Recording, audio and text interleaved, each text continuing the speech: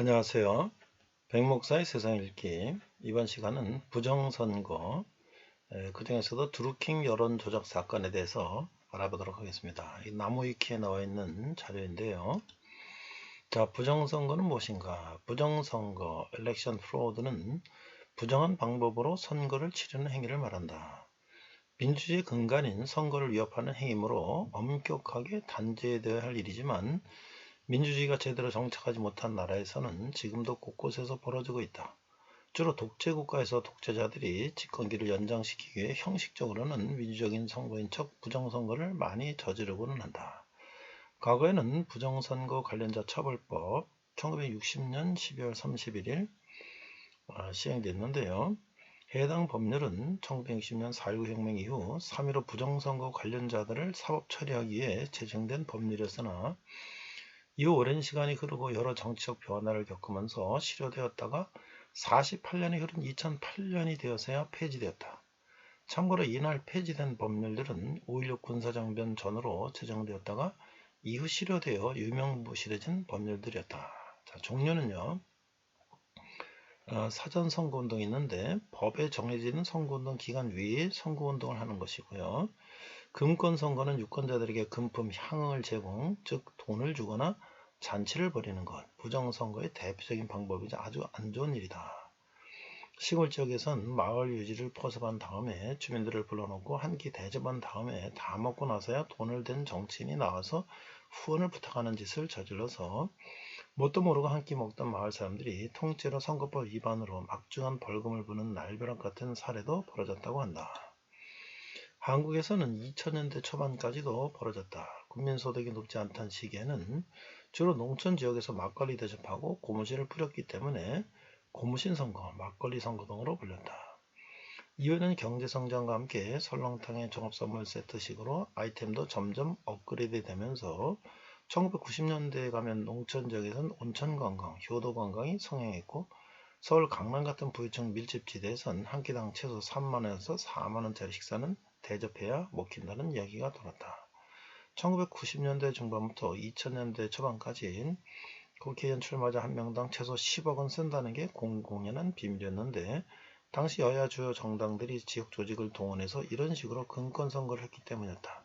더구나 오랜 세월 금권선거에 길들여진 일부 유권자들은 당연하다는 듯이 금품과 향을 요구했고 선거철마다 떡고물을 노리고 노골적으로 이런 현상을 부채질하는 브로커들이 판을 쳤다. 2002년 대선에서 한나라당과 민주당이 모두 수백억에서 수천억 단위의 불법 자금을 조달한 것은 이런 선거 풍토 때문이었다. 투표함 바꿔치기, 투표 후에 개표 전까지 투표함을 몰래 바꿔치기 한다. 개표 부정, 개표 과정에서 부정을 저지른다. 예를 들어서 A 후보의 표 99장 위에 B 후보의 표 1장을 올려놓고 B 후보 100표로 계산하는 수법이라든가 개표원을 매수하는 행위 등을 말한다. 자, 관건선거, 정부가 선거에 개입하여 여당이 유리하도록 만드는 선거. 한국에서 이게 가장 마지막까지 남아있던 것이 이제 군대였다. 자, 정부 차단, 투표 전에 TV 인터넷을 제한하거나 차단하는 행위. 공개투표, 말 그대로 누가 누구에게 투표하는지 감시원이 확인하는 방식이다. 북한의 선거가 이렇게 이루어진다. 릴레이 투표, 외부에서 미리 투표 용지를 받고 투표를 하는 행위. 다인조 선거, 팀을 짜서 서로를 감시하며 특정 후보에게 표를 몰아주는 행위. 투표 제한, 유권자가 특정 지역에서만 투표를 가능하게 하거나 갑자기 예정된 시간보다 일찍 투표를 종료하는 행위. 투표 무효화, 말 그대로 투표용지를 무효로 만들어 조작하는 수법. 실제 예시를 들자면 한국의 3.15 부정선거 당시 야당 인원을 찍은 표에 인주를 잔뜩 묻힌 손가락을 찍어 무효로 만든 피아노표와 러시아의 140% 사건 당시 일정 시간이 지나면 잉크가 지워지는 펜을 나눠준 수법 등이 있다. 유령투표, 사전에 일정한 수의 투표용지를 미리 투입하거나 이당 투표자 수가 유권자 수를 상회하는 기적을 연출하기도 한다. 흑색선전, 공신력이 있다고 믿어지는 기관을 사용하여 상대 후보에게 불리한 정보를 퍼뜨리기, 심지어 상대 후보와는 상관없는 이를 연관시켜 누명을 씌우는 일도 있다. 공권력 동원, 상대방 후보 또는 상대방 후보 지지자한테 누명을 씌워서 체포하거나 이를 터뜨린 뒤 수사 결과를 상대방 후보에게 불리하게 발표하기. 정전, 갑자기 정전을 시켜놓고 그 사이에 개표를 진행하는 것. 원칙적으로 정전 시에는 개표 작업을 진행해서는 안 된다. 말레이시아와 러시아에서 사용되는 수법이다. 3.15 부정선거 당시 올빼미표라는 언어를 불렀다.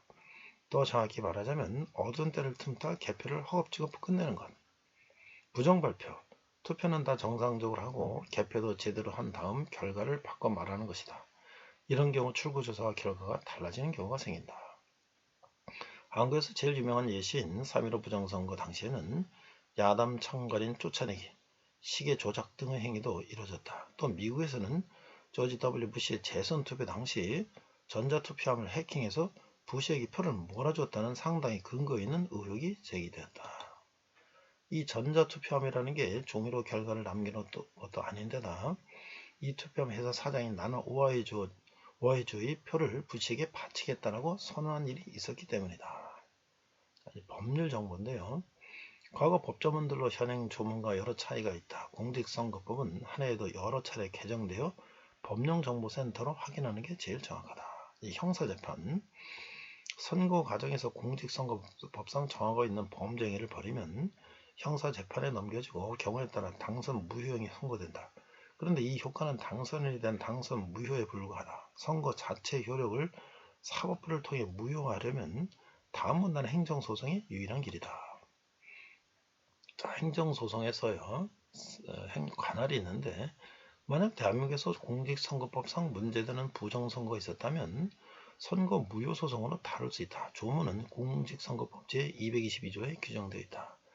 외국의 경우 헌법소송의 일환으로 헌법재판기관이 선거소송을 담당하지만 대한민국에서는 대법원의 단심제로 이루어진다. 사건 번호는 수가 부여된다. 자, 증명책임. 증명책임의 경우 공직선거법에서 구체적인 조문이 있지는 않다. 대법원은 선거소송의 중대성과 공직선거법의 체계에 비춰보아 원고 측의 증명책임이 있다고 본다. 이게 부정선거를 있다고 제기한 사람이 이 증거를 제시해야 된다는 거예요. 구체적으로는 선거소송을 제기하는 사람은 선거에 관한 규정에 위반된 사실을 구체적으로 증명하거나 그 존재를 합리적이고 명백하게 추론할 수 있는 사정이 존재한다는 점을 구체적인 주장과 증거를 통하여 증명할 것이 요구된다고 설치하였다. 달리 말하면 부정선거로 가면 주장하는 측이 구체적인 증명을 하지 못하면 패소, 기각이다. 사례는요. 국가마다 선거를 무효하는 기준이 상이하다. 대한민국의 경우 2011년 하반기 재보궐선거 선관위 공격사건 논란에도 2011년 하반기 재보궐선거의 유무효 여부는 뒤바뀌지 않았다. 부정선거 시비가 일부 있었던 제13대 대통령 선거도 마찬가지다. 반면 독일의 경우 2022년 선거 행정에 미비가 있다는 이유만으로 선거를 무효화했다.